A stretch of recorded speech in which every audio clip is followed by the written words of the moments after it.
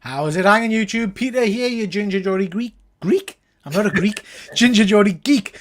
Welcome back to the channel for another one of our top picks with myself and my good pal. I know Fuzzy loves it when I say my good pal. My good pal, Efine. How are you, Efine? Are you well?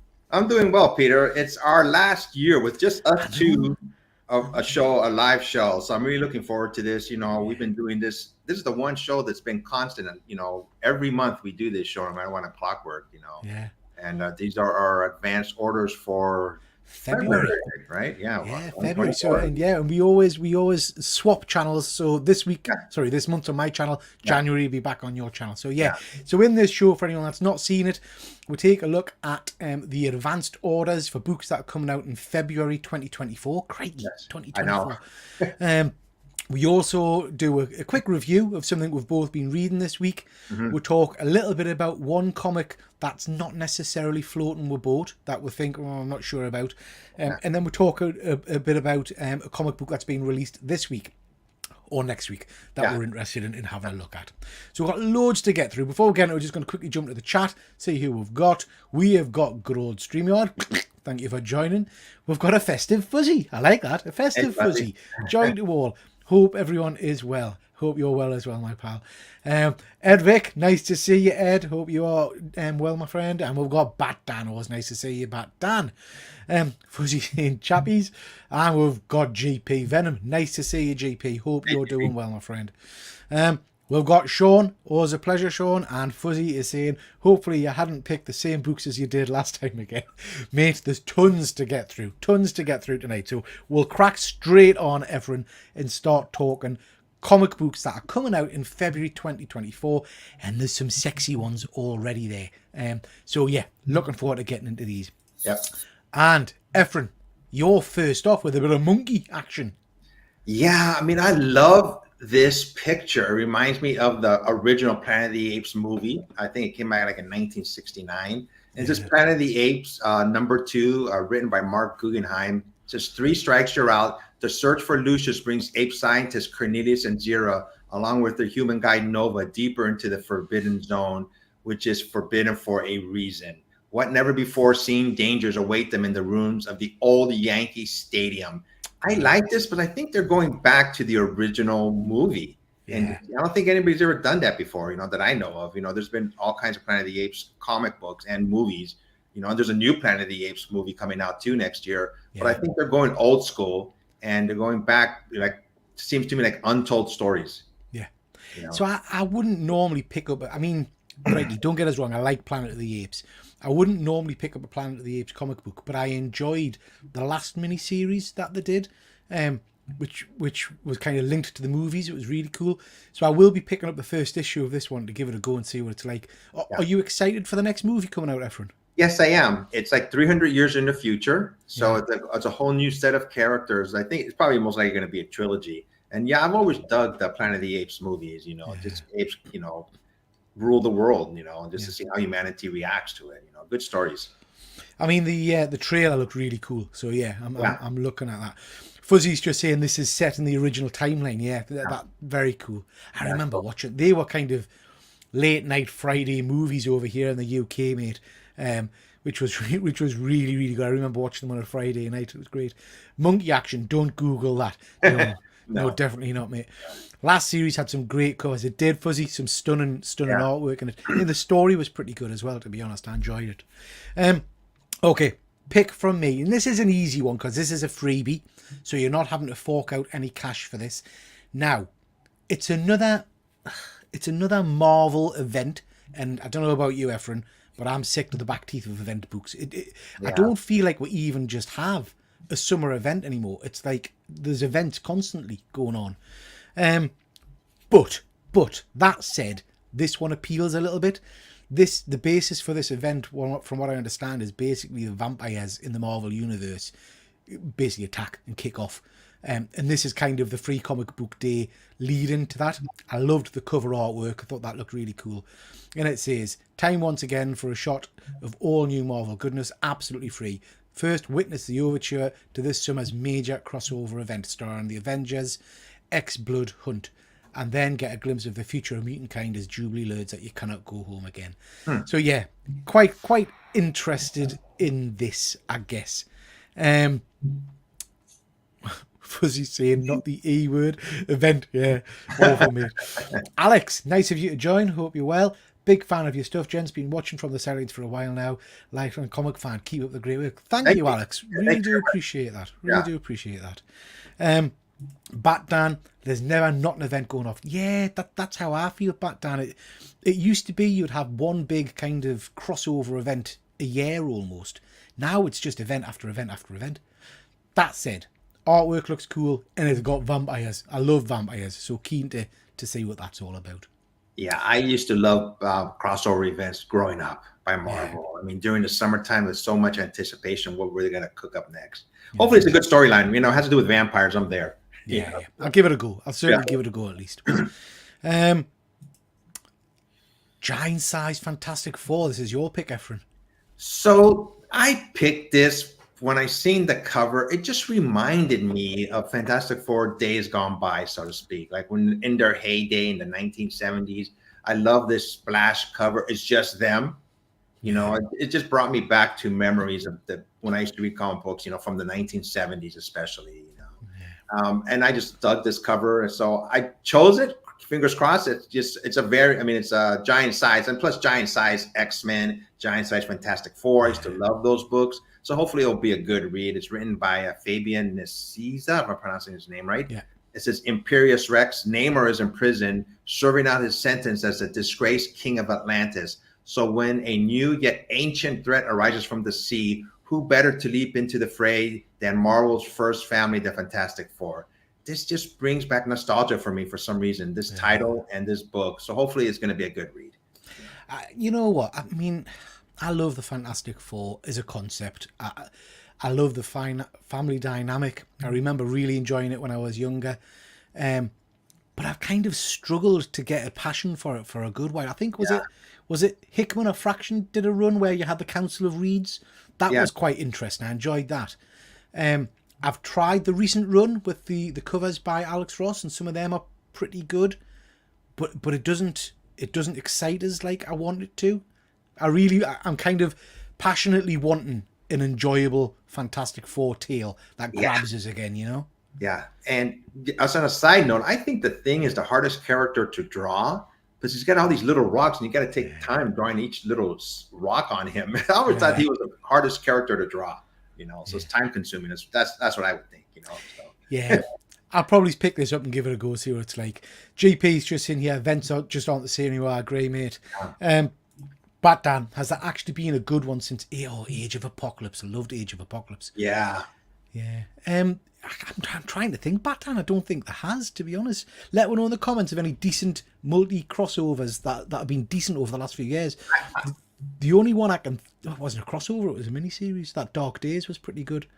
I liked Avengers versus X-Men a couple years ago. Yeah, that was okay. Good. That was a good one. And Civil War was good. You know? Civil War is kind of top tier for me. Really enjoyed that. Yeah. Fuzzy is just saying, do you think it's giant size? I can't tell by the cover. Yeah, Fuzzy. I mean, they've not made that clear, really. They could probably, they could have put a bigger banner on, couldn't they? Yeah. We've got the Killer Comic Show here. Thank you very much for joining, my friend. We've got Ed Vic. Merry Christmas. Going to miss the show tomorrow. Oh, the Killer Comic Show. The Killer Comic Show. Oh, Alex, you see, Alex, you're jumping into the comments here, and you're absolutely bang on. Yeah. Siege was superb. Yep. Do you remember that one, Efren? Yeah, I remember that one. Yeah. I remember the scene where the Sentry rips Ares in two, and just thinking, my God, this is gruesome beyond belief. Wasn't it the other way around? Wasn't the Sentry ripped in half by Carnage or something? No, Sentry ripped Carnage in half in space, didn't he? Yeah. But Ares, the god of war, attacks him and he literally tears him in two. Yeah, I remember that, yeah. And there's an excellent scene at the end where, because it must be 6 months to a year or something like that, we had the lead in to Norman Osborn kind of, he's in charge of everything. Yes. And then his mask falls off, the Iron Parent mask, and he's got the goblin paint on still. Really, really well done. Yeah. Fuzzy's in agreement. Alex can come again. Yeah. In King in Black, interestingly, I've never read it. Yeah. I've got it to read, but I ain't read it. That was a good one too. So Yeah. it can be done. Yeah. Hopefully they got the right people doing it. I've got War of Kings to read Yeah. as well. I've not managed to get into that. So yeah, lots of interesting stuff there. From me, this is just cheese. This is just 80s, 90s nostalgia bid for me, mate. This is Night Thrasher #1. My kind of golden era of comic books was the 90s when New Warriors came out and things like that. And I loved the New Warriors, and Night Thrasher, obviously one of the main characters in it. Now, I must admit, I thought after Civil War and all that kind of stuff, because his team were involved with that, I thought he died. I thought Dwayne was dead. So I'm excited to see another issue 1. Basically, the synopsis says he comes back in town because of the death of a loved one, and he bumps into Silhouette, who was his kind of his love interest in the original series, and all shenanigans kind of go haywire from there on. Looking forward to this. Just interesting to see what they do with the character again. I mean, there's nothing flash about him. He's just a guy with a skateboard and some bad runs. He's a bit like Nightwing, isn't he? Yeah. So I like the way that we always, no matter what, Marvel is always close to us. We're always picking Marvel books, So So yeah, looking forward to that one. That should be interesting. Now, I picked this one, Efren, but then you picked it as well. Because I knew you'd like this one. So tell me about this. Fingers crossed. Back in the day, over 10 years now, easily, the Beast and Wonder Man were like best buds. And they used to have great adventures when they were in the Avengers together. They would just do these team-ups. You could feel their bond between them. And I really miss that. So I'm keeping my fingers crossed. Hopefully the Beast will get back to being somewhat of a normal guy instead of being such sadistic and just being almost like an evil mutant, But this is X-Force number 49. This is in a simpler time, the Bounding Beast partnered up with Avenger Wonder Man. But after Beast fall from grace, is there any chance these two can see eye to eye? In a last desperate attempt to take down Beast, witness the return of X-Beast, whatever that is. But yeah, I really enjoy this. Their team ups. I bought all their miniseries. It was just brought a certain, joy and levity to them. So hopefully it'll get back to that somewhat. I think you're going to be disappointed. I absolutely love that run of Wonder Man and the Beast. That's my favorite version of the Beast. From what I've read of this new line of X-Force, they're going to resurrect an older version of the Beast to go and kill the current version of the Beast. So that's how we're going to reset. We've talked a while ago about how Beast's gone down such a dark path. How can he ever get back from this? Well, he won't. They'll just bump him off and they'll say, look, here's a version of him from 3 years ago. Isn't that great? And he'll be a new Beast. I think that's what will happen. But yeah, I love this team up. I thought Wonder Man was dead. I thought he turned all ionic and then disappeared or something. I remember they made him an atheist for a while, like against violence. I was like, what are you guys doing with this character, man? And God, I used to love Wonder Man.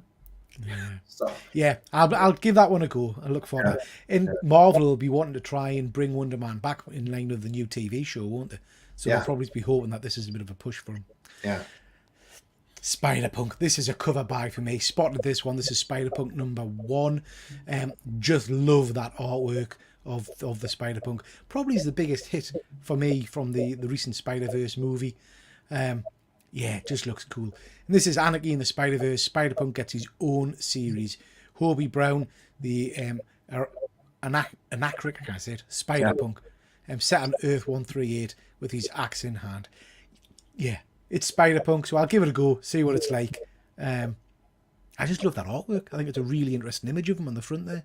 Yeah, he's from England, right? Spider-Punk. Yeah. He's a punk, isn't he? From Cool. So should be interesting. Yeah. Now you're talking my stuff, Efren. Okay. So I read Kingdom Come because you talked about it on a regular basis. I finally read it. I loved it. It was a short series, but it was well written. And this is basically the Return to Kingdom Come concludes. So there's an ongoing storyline. But this is World's Finest number 24. Basically, it's a Batman, Superman. I don't believe it's in continuity with the regular DCU. It's like set in the past, but I'm not sure which Earth it is. but it says, with no way back to their Earth, will Superman and Batman have to witness the tragic events that led to cataclysm, or are they fated to take the place of their doppelgangers? They're going back to Kingdom Come, so this is like the last issue of this particular run. So I'm looking for. I haven't read the first one yet, but I love Kingdom Come series, so that's just why it's my pick. One of my picks. So yeah, I'm really pleased about this. I will be picking up this couple of issues. It's written by Mark Waid, who wrote Kingdom Come as well. Nice. So yeah, one of my favourite stories. Yeah, it's a shame they couldn't get Alex Ross to do the cover art, I have to say. Yeah, that would have been awesome too. Yeah, that would have been really, really cool. We've got Connie in the house. Nice to see you, Connie. Killer Comic Show saying Superman looks more like Bruce Wayne than Bruce Wayne does. Yeah, that is true. That is true. It would have been nice to have seen, like I say, Alex Ross doing some of the covers for that. But yeah, just pleased that they're revisiting these old characters. Hopefully they'll bring Wonder Woman too. You know. Yeah. Oh, my cover's disappeared for that one. Oh wow. Not to worry, we'll jump past that one. This is basically the Batman First Night. I'm not going to read out that big synopsis, but it's basically going back in time, looking at the Batman's earlier cases, and it sounded interesting. Loved the cover artwork, which I can't show you because it's disappeared. But yeah, well worth looking out at that one. We're back to you, Efren. That's an exclusive blank cover, the black one. It's an exclusive. You're quite right. That's an exclusive blank. Yeah. Now, Efren, you've picked this, but I would have picked this one as well, I have to say. So obviously this cover, the minute that I seen this cover, remind me of The Godfather. So this is Blood Commandment #4, miniseries finale. Worst fears realized. Ezra is forced to take dramatic measures in order to save his son. In issues #1, he's basically, his son doesn't know what he is, and he's trying to save him from a life of that. And it just goes from there. But this is 4 of 4, and is written by Seisman Kredinsky. I just think it's a good read, so that's why I picked it. So he's probably one of certainly my artist of the year, because he's phenomenal. He does something epic. This is a brilliant read. I'm not going to spoil it for anybody, but it's well worth picking up and having a look at #1 because it's very, very interesting. Actually, it's a good choice this one, because it's making us think. I don't think I've read issue 2 yet. Let us know in the comments, guys, if anyone's read issue 2, because I'm not sure I've seen it. One thing I like about us doing shows, this show in particular on a monthly basis, is you pick books that I would normally not read, and you pick Blood Commandment first, I believe, when it first came out. #1, I didn't even think about it, so that's why I started reading it. I thought it's a good storyline, Yeah. Fuzzy's bang on. There are some amazing homage covers to this series as well, Yeah. As there were with Something Epic. So yeah, well worth checking out. Someone let us know if issue 2's been out. I'm scared I've missed that now. Yeah. Something Epic just bored me. Not sure I'll be reading this. This is quite different to Something Epic, although it is quite wordy still, GP. But yeah, very, very cool. So yeah, let us know if it's out. I can't remember seeing it. What the shit? Why are all my covers vanished? I don't know what's going on with this, but apologies, gents. This was Sinister Suns #1. This was, I know you're a big fan of the Super Sons, so this was basically a crossover between General Zod's son and Sinistro's son in the same kind of style as the Super Sons. So yeah, looking forward to reading that and getting into that. I quite like the Super Sons dynamic, and the dynamic of these guys looks really, really interesting as well. I'm familiar with Zod's son, but I'm not familiar with Sinistro's son. So yeah. Sounds cool. Cool. A couple of people in the chat just confirming. Killer Comic Show saying, came out last week. Didn't spot that. I have to go back and check it out. Fuzzy was due a couple of weeks ago. Mine hasn't arrived yet. Sinister Suns from Cliff, very interesting. I think it sounds really cool. Bat Dan is saying Something Epic, beautiful art, but way too wordy for me. It is I can't deny it is a read. It's not a comic you can sit and flick through. I think you have to sit and give the time to it. And it came out on the 6th. Okay, fair enough. Next, what have we got here, Efren? So this is, when I looked at this cover, I haven't even read issue #1, so I love this cover. So it's written by Ethan Sachs. It says miniseries finale. With the lives of everyone she loves hanging in the balance, Cleo reluctantly heads towards a showdown with the Queen of the Dead. But can she overcome her own inner demons, the depression that almost destroyed her when she is needed most? The shocking series conclusion is here. Sorry, folks, I haven't read issue #1. I just when we flip through the books, I this cover just grabbed out to me and said to read me. So I'm going to be reading this book. Hopefully it's a good book. And like it says, written by Ethan Sachs and Naomi Sachs. I guess they're married, So I just love this cover, and hopefully it's a good read, Sounds really interesting. It's not a one I've heard of. I have to be honest. Yeah, sounds pretty cool. Next, there we go. My covers are back. Yeah. So this is. I'm a big fan of Creepshow as it is. I like my horror stuff anyway. Yes. But Creepshow as a concept is something I've loved for a while. So to spot Joe Hill's name attached to Creepshow just fills us with excitement. Joe Hill is the son of Stephen King. And you'll be familiar with his work from things like, what's he done? Lock and Key. He did a lot of the Joe Hill series of books like Heads of Basket Full of Heads and things like that. So he does good horror-based comics.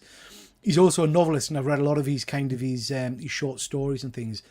Wolverton Station's not a one that I remember, but I think it's been one of his previous books.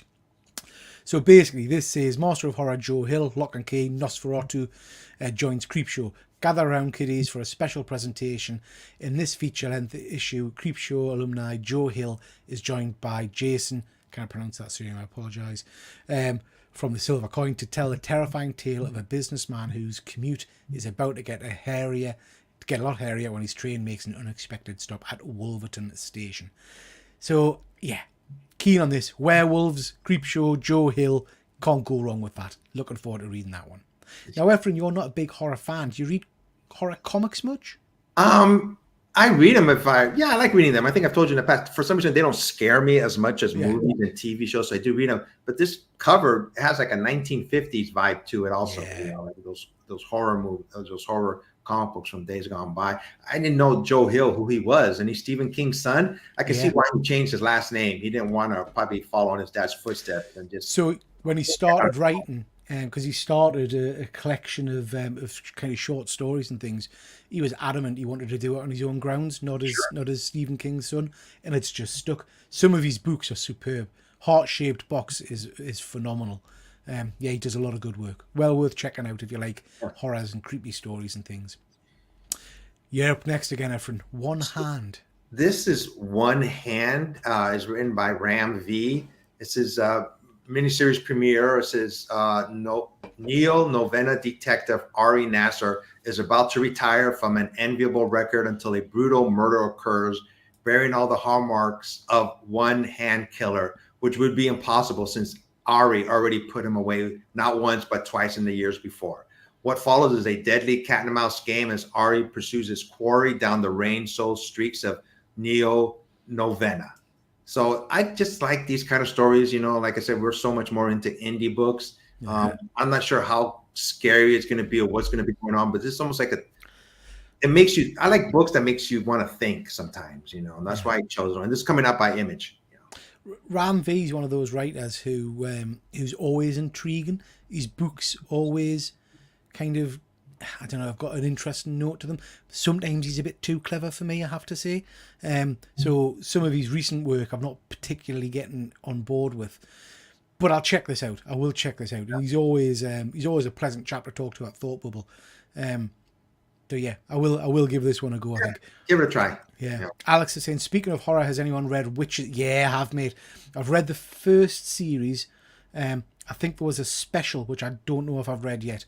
I don't think they did a sequel, did they? I can't remember reading like a volume 2 of it. Really quite screwed up, that. It's an interesting story. Is that one you've read, Efren? No, I've heard of it, but I just never read it, Yeah, it's very cool. Very cool. So, Ram V, hit or miss for me. I'm not a huge fan. Fuzzy, I can't disagree with you, bud. I think he's done some very interesting, very good work, but I don't think all of it hits for me. Yeah. GP, overview on his channel of Witches. Go and check that out. Ram V's Detective Comics run has been decent. I read the first couple of issues back then, and I think I didn't give it a long enough go. It felt quite complicated to us. I probably need to go back and reread a lot of it. So yeah, another interesting pick, Efren. I like that one. Excuse me. Oh, this is mint. So this is The Deviant by James Tinian.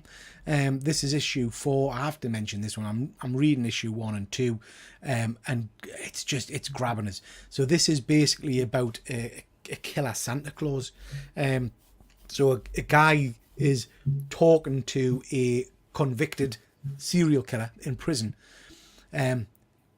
But whilst he's doing that, there's a whole host of murders happening alongside it.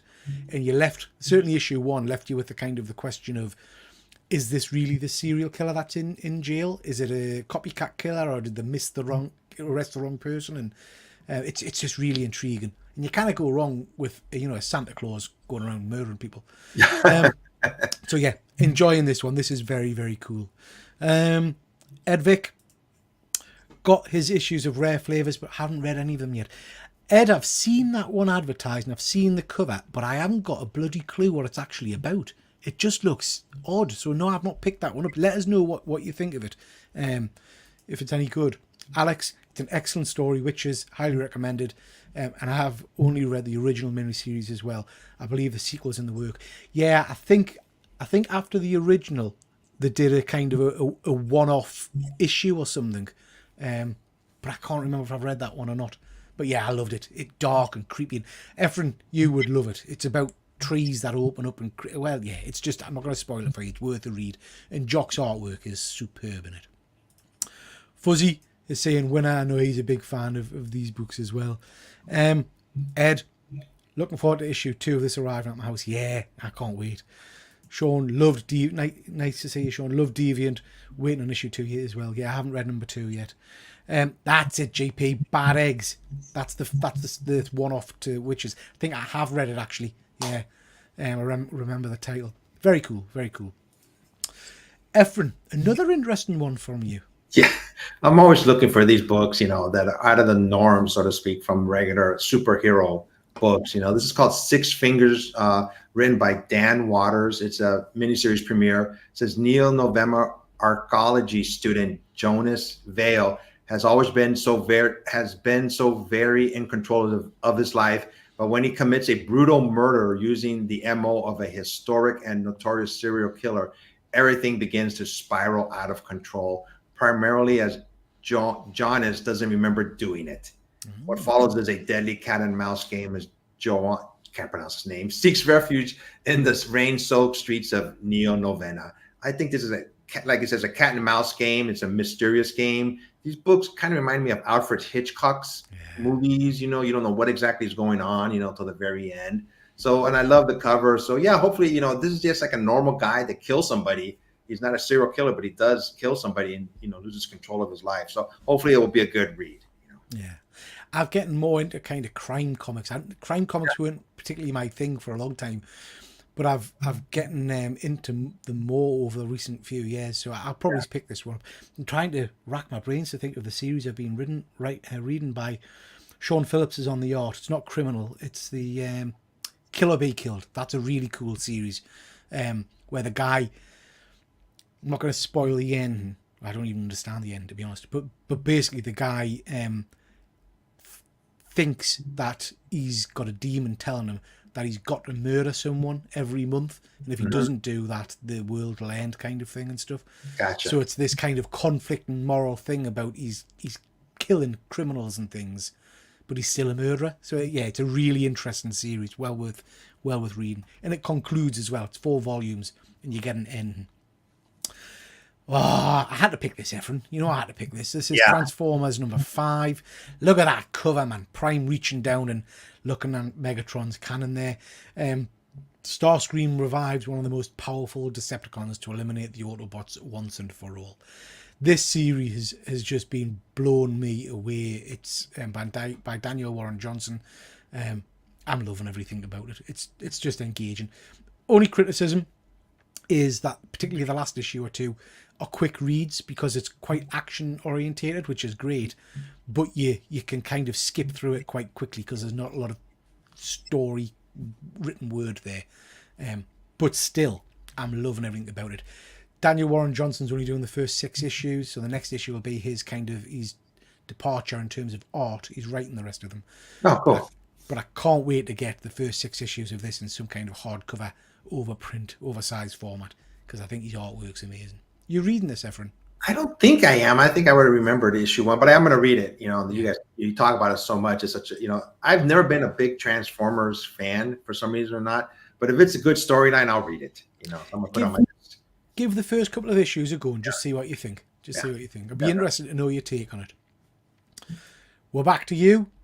Okay, I've been picking a lot of different number ones this time around. Just noticed this is Dayrunner #1. This is by Dark Horse Comics. This is a century ago, a portal opened over Central America, and the Tetsa that came through changed our world. Now the world bends all its efforts to making the Iron King's great mechs that must battle the Tetsa for humanity's continued survival in a gladiatorial combat.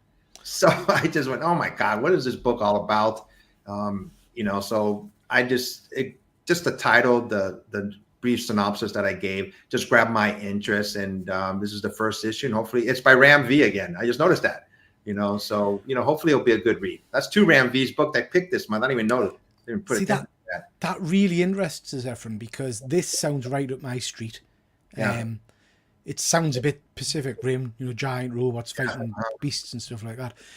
It's not the kind of book I thought Ram V would write. I don't know why. Ram V strikes us as more of a kind of a, I don't know, more complex storyline. This is big robots hitting stuff. I'm more inclined to pick this one up than the other Ram V book you just talked about, I think. So yeah, I'll definitely be picking that one up to give it a go, see what it's like. Oh, I love this. So this is World Tree 33. This is James Tynion again. So I picked 2 James Tynion books. This is kind of the continued story. It's had a bit of a break. Have you read any of the World Tree series, Efren? I started reading it, yeah. Really interesting, really kind of dark at times. This is basically a computer virus with sinister undertones, which has taken over the world and making people turn into murderers and things like that. We had a bit of a break for a few issues, and it's back now. So can't wait to get back into this universe. I think it's been really interesting so far. Gabriel Winter always had one eye in the future. So how long did he know that the end of the internet was inevitable? Or that the Lane family would be at the center of this conflict.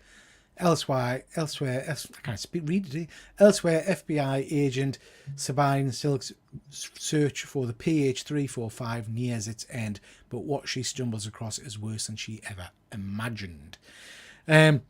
It's an interesting book, this.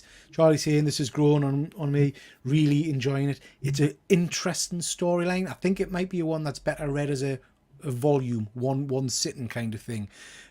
Fuzzy saying World Tree bored me by issue 3. I gave up. Bored you, Fuzzy? Surely you were just like me, enjoying the artwork of the young ladies and things. It's an interesting story. Fell off at issue 2, so just ordered the trade paperback. Yeah, I think probably is reading it in one sitting might help, because I do agree with Fuzzy. It's an interesting story, and it's a bit of a slog at times. But yeah, I've enjoyed the overall story arc. Efren? This is another book by Dark Horse, and it's not written by Ram V, so I just noticed that. If you find this, I'm already dead. #2 says trapped on the hostile pocket universe called Terminus. Robin must adapt to the strange ways of the locals in order to survive and fight her way back home to tell the story of her bizarre and deadly adventure. If you find this, I'm already dead is the latest release from Flux House, a new boutique imprint that will feature the writing and sometimes art of acclaimed comic creator Matt Kilt. I just like these books more and more because when I read books, I want to be challenged. And not that I don't mind reading Marvel books and DC books, but we always talked about such a deep history. And I just love reading books that are, for me, from years gone by, are out of the norm. Yeah. So hopefully, this is a good book. And I love the cover too. So remind me of Star Wars, this cover, for some reason. Yeah, I was thinking that. I was getting that in Stargate. Yes. Really interesting book. Looking forward. I will pick that one up because that again sounds like my kind of book. GP's just saying, I haven't read anything since the week of November. Need to catch up. Gosh. I think I overdid it. GP. When I was doing that weekly comic show, I read too much crap. I read utter dirge, from DC, a lot of it. And it kind of turned us away from reading comics for a bit. I'm back into it now. I was saying, I think it was Fuzzy I was talking to. I had Saturday off and I sat and I think I read about 10 comics and it was great. You know, just great catching up and decent stories. Yeah. Because there is some good stuff out there.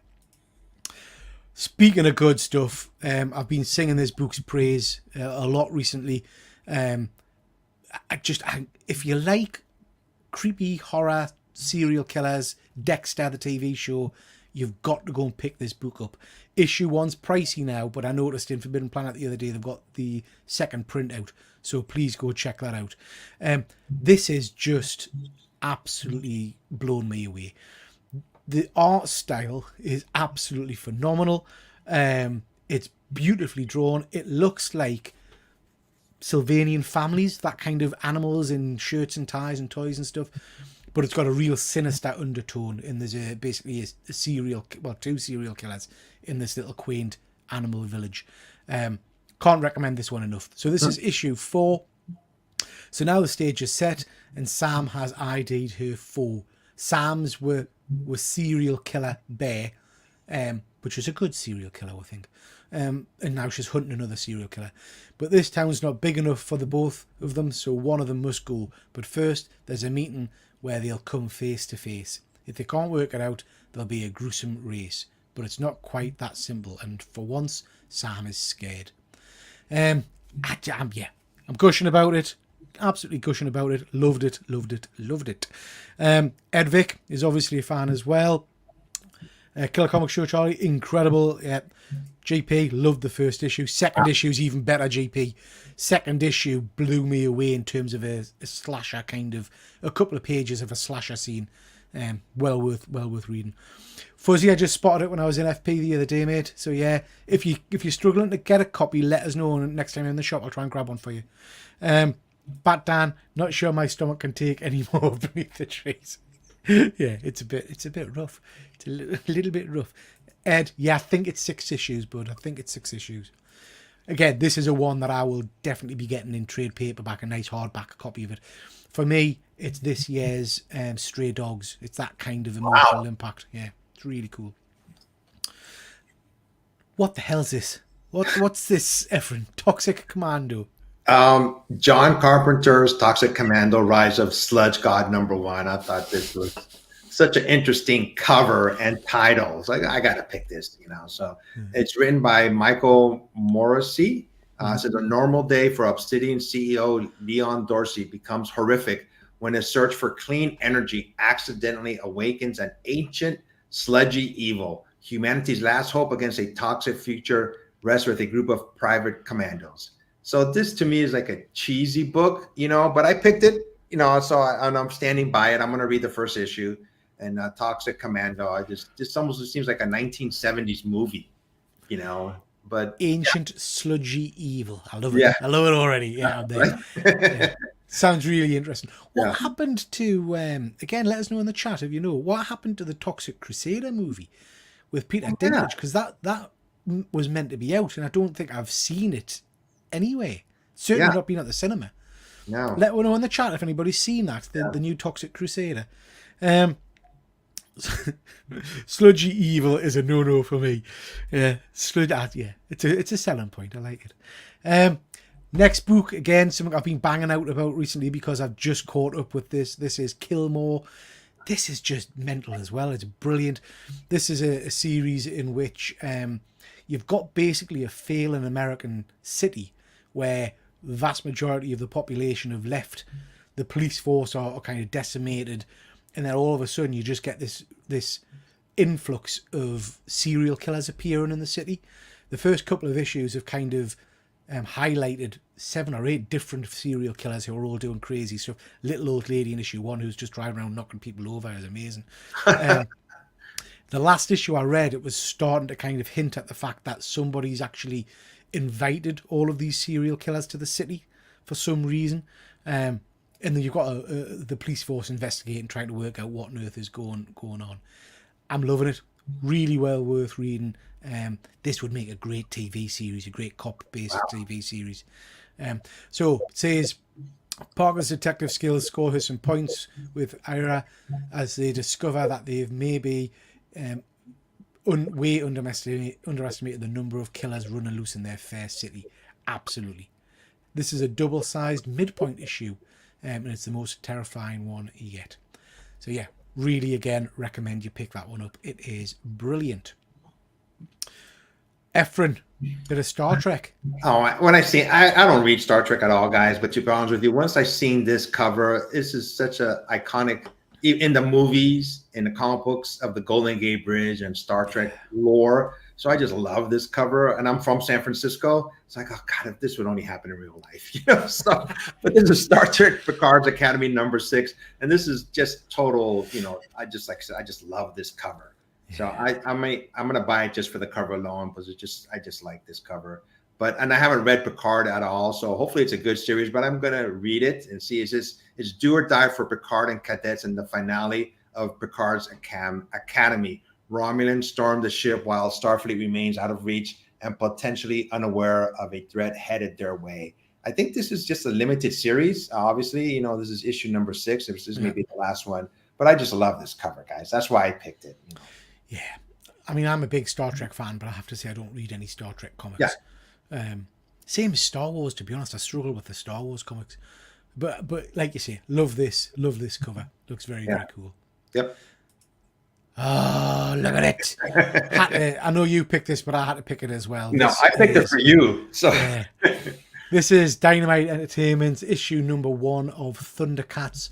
I've already got 6 covers coming for this. Wow. Yeah, I missed the Clayton Crane one. That was a limited edition one, and I missed that on Sunday. So yeah, a bit gutted about that. But this is a retelling of the Thundercats' origin. It's kind of starting from scratch in the same way as the cartoon did, with them leaving the planet Thundera and then interacting with good old Mum-Ra. I'm hoping this is anywhere as good as Transformers. Dynamite, I've not read masses of their work, so I'm a little bit nervous of that. I'm hoping this really just hits the ground running, and I love it. Like I say, I've got a whole host of different issue 1s coming. The cover artwork looks great. I'd like to see what the internal artwork's like. Declan Shalvey, I'm not familiar with his work. Anybody know what he's wrote in the comments? Let one know. But yeah, can't wait. What an age for a geek like me to be living in, that I've got a Transformers comic and a Thundercats comic. So over the moon with that. Just think Sean's just saying here, I've ordered nearly every cover I can get hold of. Yeah, me too, wow. Sean. Me too. Are you a Thundercats fan, Efren? Is this something that you like? I've never gotten into the Thundercats, but I am going. It's this issue #1, and you say it's like a retelling of their story. I am going to read it. You know. Yeah. Hopefully, I'll become a fan. You know. Yeah. Yeah. Good stuff. Can't wait to get into that. And then I think this is the last one, Efren, from yourself. This is Displaced #1. This is the city of Oshawa, Ontario has vanished without a trace. That title, that one sentence alone, okay, you got me hooked. It's even worse. Nobody remembers it or the 170,000 missing residents that disappeared along with it. As the survivors also fall into the forgotten, they must seek each other out if they hope to have any chance of surviving in a world where no one believes they exist. So, sounds brilliant. Yeah. So that's the kind of book that's right up my street. So yeah, I'll be picking that one up as well, just to have a bit of a read of that. So yeah, sounds really interesting. Okay, 2 books that we aren't necessarily jumping with joy to read. For me, Ghost Rider #1. Another person is taking over the Spirit of Vengeance. I just want to stick with the original. Do you know what I mean? Yeah. And saying that, mind, I like Danny Ketch as well. I like Danny Ketch's character. But this just feels like yet another cash grab from Marvel. So I'm saying I'm not interested. I probably will read issue 1 just to see what it's like. But yeah, it just feels like another cash grab. What about yours, Efren? What If? I just looked at this cover, and I love What If series because it just goes out of the norm for Marvel Universe, you know. But I looked at this cover and I went, okay, what if Venom? And looks like he's gonna, you know, what if Venom became Doctor Strange and you know these other characters, Wolverine. I was like, oh come on, you know, I just didn't really get into it at all when I seen this cover thing. Like they were just trying to put too much into Venom, just becoming all these different characters. Hopefully, we're both wrong on both of these titles, and it's a good read. But looking at the cover alone, for some reason, I just didn't like it. So Yeah. just what the heck's going on here? And they're going to be short stories, I think, if it's more than one character. You can see this picture is almost like splintered into different cracks. So I don't know how much they're going to get into each storyline. See, I quite like the cover, I have to say. Yeah, because you've got Venom as Loki, Doctor Strange, Wolverine, Hulk, I presume that is, maybe. And maybe then Moon Knight, I think, is it? So, yeah. Not sure. Yeah. Okay, couple of reviews for you, ladies and gents. We'll start off with you, Efren. The Bloody Dozen. I've never even heard of this. Okay. I just started reading this book. Was the cover, the title grabbed me. The Bloody Dozen. It says A Tale of the Shrouded College. It's written by Charles Soule, who did what was that? Genie. 8 Billion Genies. 8 Billion Genies. He did that. So it says. Then I read the title. It says Space Vampires. In this new installment of the Shrouded College, Charles Soule will sign a supernatural horror adventure saga. 3 down-and-out astronauts are tasked with the ultimate heist, breaking a group of deadly vampires out of a space prison orbiting the sun. Apollo 13 meets Blade in this killer thriller. This is just issue number 1 that came out. I go, this is a good storyline. And at the end of the book, you can read they have notes, saying what the story is about. And this is basically, it's a 7-part saga, and each saga has its own individual book. So this is part number 2, so to speak. I went, okay, what's part number 1? And I started getting to a deep delve into it. There's this entity called the Shrouded College. And there's more than these types, like a group of secret society where they're trying to, get some artifacts back to Earth or get rid of stuff. And these people in this group, they have magical powers, so to speak. And in the Bloody Dozen, the woman, the head, one of the head characters in this book, she was supposed to go out in space, but her husband took her place, and the ship blew up. Right. So, she lost her husband there, and her daughter becomes a drug addict, and the grandfather used to be a pilot. And this secret society, the Shrouded Earth, they cure her daughter, and they say, we can make this permanent if you just help us out. And they say they have to go into space and, capture these, bring back to Earth these vampires that nobody knew was out in space, that were there for centuries. And this is just part 2. Part 1, and I read it already. It's called Hell to Pay. And this is going to be like a 7-part series, but each series has its own individual books. And I think at the end, they're all going to get together. And Hell to Pay is this couple that get into a horrific accident. They're disfigured. And the Shrouded College says, hey, we'll bring you back to normal. We'll give you back the husband lost both his legs. The wife her face was disfigured. They make them normal again, but they have to do certain tasks for them. And in Hell to Pay, basically, an evil entity from hell escaped. So there was a revolt against the devil, and he escaped, but he escaped with these coins. There was like over 600 coins, and with these coins, they went back to Earth, and humans started getting these coins. And once you ask for a wish, a demon appears, and he grants you any wish that you want. And these demons are well drawn. They're different looking demons. But the husband and wife, they have to get the coins back, so there's some normalcy on Earth. So they get they get mystical powers to fight all these demons they're up against. And then the devil shows up at the end on Hell to Pay, but it's a different looking devil. Most of the time when we see devils like Mephisto all red, this devil's whoever, I forgot the artist. Oh, the artist is artist Dave Johnson and Will Sliney. The way they drew this devil, I went, wow, that's a unique looking devil. So this is chapter 2. Chapter 1 was Hell to Pay. There's going to be 7 of them. And I think it's like a big universe that he's creating. So that's why I picked it, I mean, Fuzzy's saying he'll pass. Doesn't sound like his cup of tea. I have to say, you've intrigued me, Efren. Space, vampires, devils, silver coins. It sounds interesting. I might look into this one and see. It's 7 different parts. And this is chapter 2, so to speak. And chapter 1 was Hell to Pay. Yeah. And so I just really enjoyed it. Sounds interesting. I'll look into that one, I think. I'll look into that one. I've gone mainstream. Punisher number 2. I read Punisher number 1 a couple of months back. I want to hate this because like I've said before, I don't like them replacing characters and stuff like that. Yeah. Issue 1 didn't really blow us away.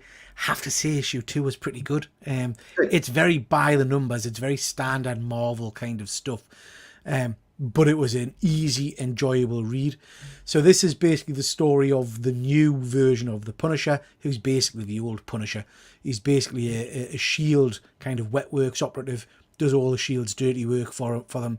And his wife and kids get killed in a house bombing. So he gets this S.H.I.E.L.D. ballistic jacket, which is the Punisher-looking kind of jacket.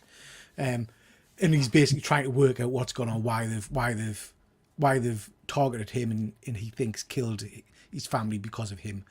So in this issue, he's trying to find this guy who should have some of the answers, and he has to face off against 4 kind of Marvel villains there. The Eel, Doughboy, Fitness or Finesse, I think she's called, and I can't remember, Bushwhacker, I think the other guy's called.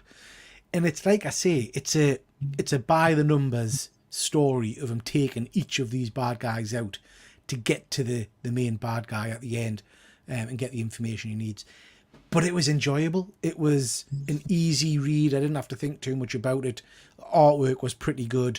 I think Fuzzy's bang on here. I don't mind Punisher, to be honest. Nothing groundbreaking, but entertaining. Yep. That's exactly how I felt Fuzzy. It was... I read it. It didn't set my world on fire, but actually it was an easy read with some nice artwork and some nice battling in it. You could have transposed it and put Frank Castle in there for us. Do you know what I mean? This new guy is not a jot to us, really. But yeah, overall, I think Fuzzy's bang on. Nothing groundbreaking, but a decent read. Next, we've got books that are out this week. So these are out today, probably, New Comic Book Day. Starting with myself, I've picked Uncanny Avengers number 5. Not been reading this, not particularly interested in the overarching story, but issue 1 was intriguing in that we've got a version of Captain America, I guess you'd call him, called Captain Krakoa. Who's a bad guy, basically. And in this issue, I'm intrigued because it's the big reveal as to who he is. Now, there's tons and tons of rumours, which is why I'm interested, that this guy's going to be revealed to be... do you remember the Secret Empire storyline, which is horrendous? Who had an evil version of Steve Rogers. Yep. So the rumours are that it's going to be him, the evil version of Steve Rogers. So I'm interested in it just to see if that's who it is or not. If anybody's read it in the comments, let us know, and see if it's buying it. But yeah, I'm not particularly interested in the overarching story, just whether it's him or not. You've gone for this one, Efren. So this is an ongoing series. It's Wonder Woman. Basically, there was another character in issue number 1 from Thermos, wherever she's from. I can't pronounce her. Themyscira, isn't it? Themyscira, yeah. And she kills humans. Some humans, there's a bar fight, and some people end up dead. And of course, the United States saying, "Hey, United Nations." They're saying, anybody from that world, from where they're from, have to basically turn themselves in and register. But she refuses to do that, and she does a 180, and now she's considered a traitor. She's saying, there's something behind this of what exactly happened of the killing. So she's the one person from the island who hasn't turned herself in, and now they're going after her. It's hard. She's one of the Justice Leaguers. She's been around forever, but she's basically going on her own. Just saying, hey, I don't want to be treated like this way. There's something going on with this, with me, with her people being framed. Yeah. You're trying to figure it out. And the cover that I picked on the right-hand side is, I just like this cover, so I just picked it up. That was a pretty cool looking cover. So, and it's Christmas themed, so it's a good story so far. I read issue 1 of this a couple of months back. I quite enjoyed it actually, but I've not continued on with it. But yeah, I will probably try and once this first arc's concluded, I'll probably try and catch up and read it. Fuzzy's saying the same. I think I read issue 1 of Wonder Woman, bought number 2, hasn't read it. I think I'll probably wait for the trade paperback. I did enjoy the first issue, mind. Yeah. Wonder Woman's not a character I've read a lot of, to be honest, over the years, other than a few kind of standalone tales. But yeah. I notice you buy trade paperbacks more than I ever do, or hardcovers. Do you just I don't buy them that much for some reason. I just rather buy the single covers, but I can see the allure of, especially I do have hardcovers if something is killing the children. Both of those covers.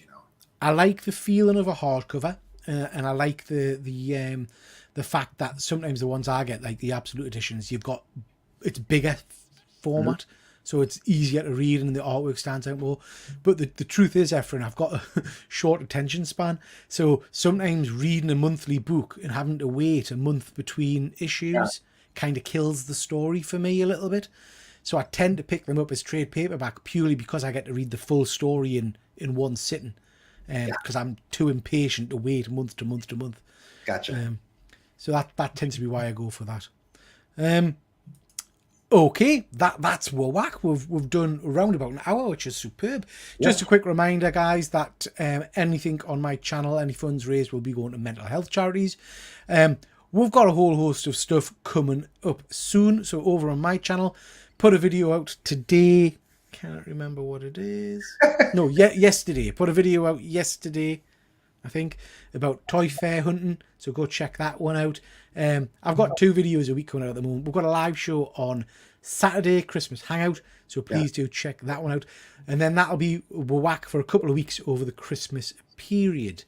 Efren, what's coming up on your channel? I'm just basically been focusing on shorts. I've been taking a little bit of a break from doing my regular videos, but I just talked to Peter. We may do a show on January 1st over on my channel. Yeah. A couple of the guys to see what we have in store for next year, or what we hope happens next year, as far as comic books, movies, TV shows, that type of stuff. So, absolutely. Yeah. Absolutely, mate. Looking forward to that. Alex, collected editions for me, so much more economical. I miss buying single issues, but with a family and the way everything costs more these days, I need to stick to trades and hardcovers. Yeah, I'm the same, Alex. I don't know why. I prefer the trades. GP, you need to get the hardcover of Philadelphia. Absolutely. I've recently had the trade paperbacks of Philadelphia, and I've given them away because I know I'm going to be picking up the hardcover, to be honest. So yeah, I'm looking forward to that. A couple of other things to mention. Over on One Good Scare, which is my other channel with James T. Keegan. So that's over on YouTube under One Good Scare Show. We've got a whole host of stuff coming out. On Friday night, we've got our kind of look back at a previous movie. And it's an interesting one. It's a real interesting one. So I think that's going to be a fun one. It's called Black Christmas. Yeah, so that's going to be interesting. We've got a Gremlins one coming out as well, and we've got a whole host of other stuff, so check that out. Thursday night, as ever, I'm over on the Killer Comic Show with the guys over there. We'll be doing comic book reviews and looking at some of the highlights of the last year. So looking at what we think some of the best comics and things have been over the last year. So please do come over on Thursday night, 9 o'clock, over on the Killer Comic Show channel. And that's your whack. Thank you very much to everybody that's watched tonight. We've done perfect timing. There's been a good group of people watching, so I really do appreciate that. Efren, always enjoy spending time with you, my friends. Always a pleasure. And this show, the review show, will be on your channel in January. Is that right? Yes, January. We take turns. We go a month. Next month will be on my channel. February will be Peter's, and it just goes back and forth. Yeah. So good stuff. Okay. Thank you very much for watching, everybody, and thank you, Efren, and we'll catch you all next time. Take care. Bye.